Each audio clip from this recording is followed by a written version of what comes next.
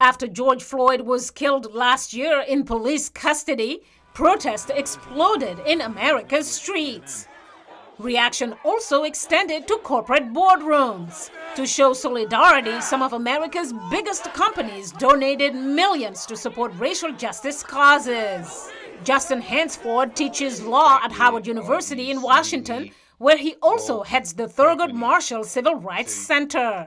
I did see there being a rush of real financial contributions coming from corporate America, moving to HBCUs, contributions to social justice organizations, Black Lives Matter. They raised tens of millions of dollars, much more than they've raised in the past 7 years. In sports, the Commissioner of American Professional Football apologized to players for not listening to their concerns about racism sooner, committing $250 million to tackle the issue over the next decade. The murder of George Floyd is tragic, painful, and unacceptable. Big box retailer Walmart pledged to donate $100 million over 5 years to fight systemic racism. Soft drink conglomerate PepsiCo, meanwhile, retired the 132-year-old Aunt Jemima pancake mix and syrup brand, whose logo featured an image of a black woman. The U.S. company said it recognized the character's origins were based on a racial stereotype.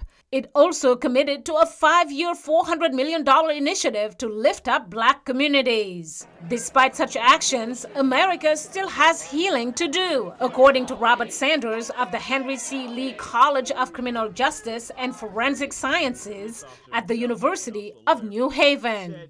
One of the things that is tough for the African-American community and those who empathize with us is there hasn't been any time to heal. So from one monstrous event, as you begin the stages of grief and healing and all of those things, we roll right into another one.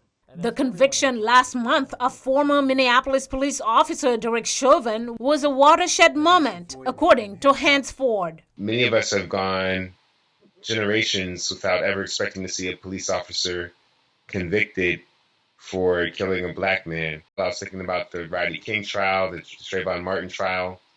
I expected the same outcome.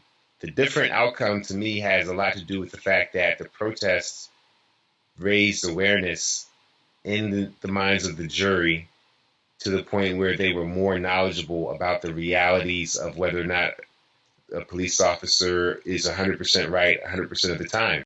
There must be a reckoning for other police officers who were present when Floyd died, Sanders says.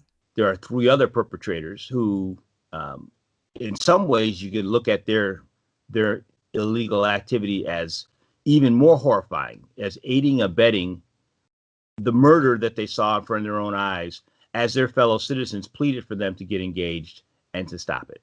Those officers are awaiting trial. Meanwhile, U.S. Attorney General Merrick Garland recently opened sweeping probes of police departments in 2 U.S. cities, including the one where Floyd died.